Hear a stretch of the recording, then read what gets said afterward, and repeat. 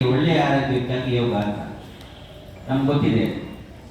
ಮಹಾವಿಷ್ಣು ದೇವರು ಸಹ ವರ್ಷದ 1 ಮಾಸ ಯೋಗ ನಿದ್ರೆಯಲ್ಲಿ ಇರ್ತಾರೆ. ಅವ್ರು ಯಾರು ಮಾತಾಡೋದಕ್ಕಿಲ್ಲ. ಆ ಸಮಯದಲ್ಲಿ ನಿಮ್ಗೆ ಗೊತ್ತಿದೆ, ಮದುವೆ ಅದು ಇದು ಧಾರ್ಮಿಕ ಆಗ್ತಾನೆ ಯಾವಾಗ ಅನಿಸಿದೆ ಖಂಡಿತ. ಅಂದರೆ ಅವರು ಯೋಗ ನಿದ್ರೆಯಲ್ಲಿ ಇರ್ತಾರೆ ಮಹಾವಿಷ್ಣು ದೇವರು. ಶಬರಿಮಲೆಯಲ್ಲಿ ಅಯ್ಯಪ್ಪ ದೇವರನ್ನು ನೋಡಿದ್ರೆ ಗೊತ್ತಾಗ್ಬೋದು ನಿಮಗೆ ಯಾವ ರೀತಿ ಕೂತಿದ್ದಾರೆ ಅವರು ಯೋಗ ಮುದ್ರೆಯಲ್ಲಿ ಕೂತವರು ಶಬರಿಮಲೆಯಲ್ಲಿ ಅಯ್ಯಪ್ಪ. ಉಗ್ರ ನರಸಿಂಹನ ನೋಡಿರ್ಬೋದು ನೀವು.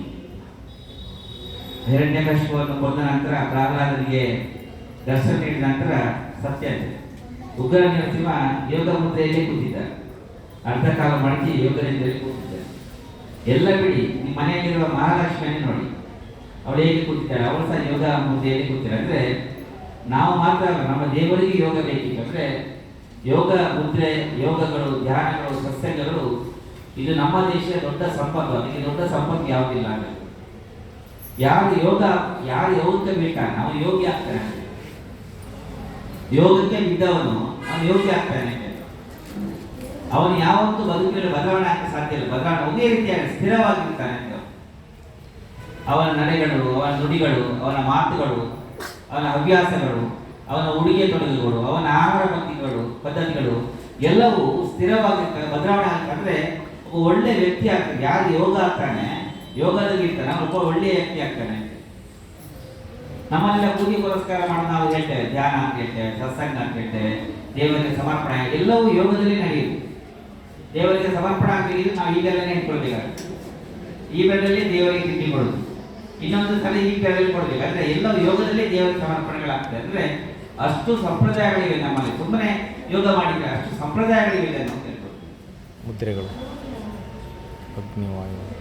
ನಮ್ಮಲ್ಲಿರುವ ಯಾವುದೋ ಒಂದು ಪ್ರಾಣಿ ನೋಡಿದ್ವಿ, ಯಾವುದೋ ಒಂದು ದನ, ಅದು ಹೇಳೋ ಮತ್ತು ಕೂತ್ಕೊಳ್ಳೋ ಭಂಗಿಯನ್ನು ನೋಡಿ, ಹೇಗೆ ಹೇಳ್ತದೆ, ಹೇಗೆ ಕೂತ್ಕೊಳ್ತದೆ, ಎಷ್ಟು ಯೋಗ ಮುದ್ರೆಯಲ್ಲಿ ಚೆನ್ನಾಗಿ ಹೇಳ್ತದೆ, ಎಷ್ಟು ಚೆನ್ನಾಗಿ ಕೂತ್ಕೊಳ್ತದೆ ಅಂತ. ನಮ್ಮಲ್ಲಿನ ನಾಯಿಯ ನಡಿಗೆಯನ್ನು ಯೋಚನೆ ಮಾಡಿದ್ವಿ.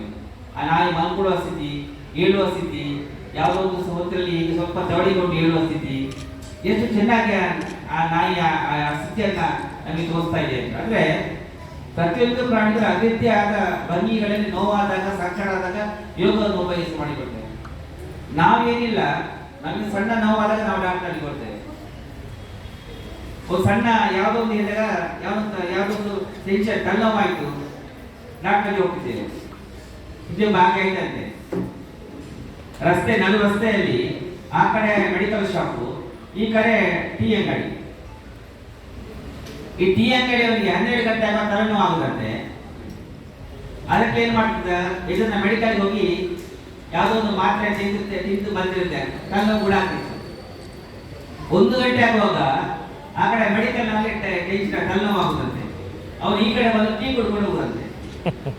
ಇಬ್ಬರಿಗೂ ಕಾಯಿಲೆ ಅಂತೆ. ಅದು ಇಬ್ಬರಿಗೆ ಯಾವ ತಿನ್ಬೇಕು ಯಾರು ಗೊತ್ತಿಲ್ಲ. ಅಂದ್ರೆ ಯೋಗದಲ್ಲಿ ಅದನ್ನೆಲ್ಲ ಬಹಳ ಚೆನ್ನಾಗಿ ಹೇಳ್ತಾರೆ. ಒಂದು ಸಣ್ಣ ಆರೋಗ್ಯದಲ್ಲಿ ವ್ಯತ್ಯಾಸ ಆದಾಗಲೂ ನಾವೇನು ಮಾಡಬೇಕು, ಯಾವ ರೀತಿ ಇರಬೇಕು ಹೇಳ್ಕೊಡೋದು. ನನಗೆ ಒಂದ್ಸಾರಿ ಕುತ್ತಿಗೆ ನೋವಾಯಿತು. ನಾನು ತುಂಬಾ ಡಾಕ್ಟರ್ಗೆ ಹೋಗಿ ಹಿಂಸೆ ಬಯಸಿದ್ದೆ. ಆವಾಗ ನಮ್ಮ ಸಚಿವರಿಗೆಲ್ಲ ನಾನು ಪೂರ್ವವಾಗಿ ಹೇಳಿದೆ, ಅದಕ್ಕೆ ಯೋಗದಲ್ಲಿ ಯಾವ ರೀತಿ ಪರಿಹಾರ ಇದೆ ಅಂತ ಸ್ವಲ್ಪ ಹೇಳಿ, ಯೋಗದಲ್ಲಿ ಪರಿಹಾರ ಹೇಳಿದ್ರು.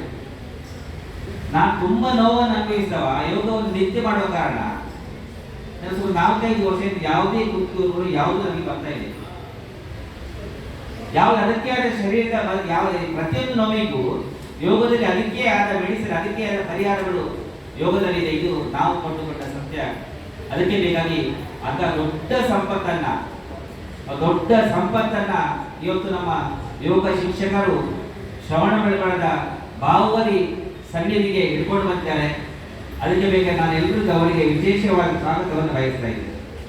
ಅವರು ಇಡೀ ಕ್ಯಾಪ್ಟನ್, ನಮ್ಮ ಅಶೋಕ್ ಪಟೇಲ್ ಅಂತವರ, ನಮ್ಮ ಸರ್ನ್ ಅಂತವರ, ನಮ್ಮ ಶಶಿಕಾಂತ್ ಅಂತವರ, ಅವರೇ ಇಡೀ ಕ್ಯಾಪ್ಟನ್, ಮಹಾಗಂಡನ ಗಂಡನಾಯಕರು. ಅವರು ಇಡೀ ಟೀಮನ್ನು ಕರ್ಕೊಂಡು ಇಲ್ಲಿಗೆ ಬಂದು ನಿಮಗೆ ಆ ವಿಚಾರವನ್ನು ಅಭ್ಯಾಸ ಮಾಡಲಿಕ್ಕಿದ್ದಾರೆ. ಒಂದು ಸಣ್ಣ ದೃಷ್ಟಾಂತ ನಿಮ್ಗೆ ಹೇಳ್ತಾರೆ. ರಾಮಾಯಣದಲ್ಲಿರುವ 2 ಘಟನೆ ಯೋಗಕ್ಕೆ ಬಹಳ ಹತ್ತಿರವಾಗಿ. ಒಂದು, ವಿಶ್ವಾಮಿತ್ರ, ನಮ್ಮ ವಾಲ್ಮೀಕಿ ಬಹಳ ದೊಡ್ಡ ದರೋಡೆಕೋರ ಆಗಿದ್ದ.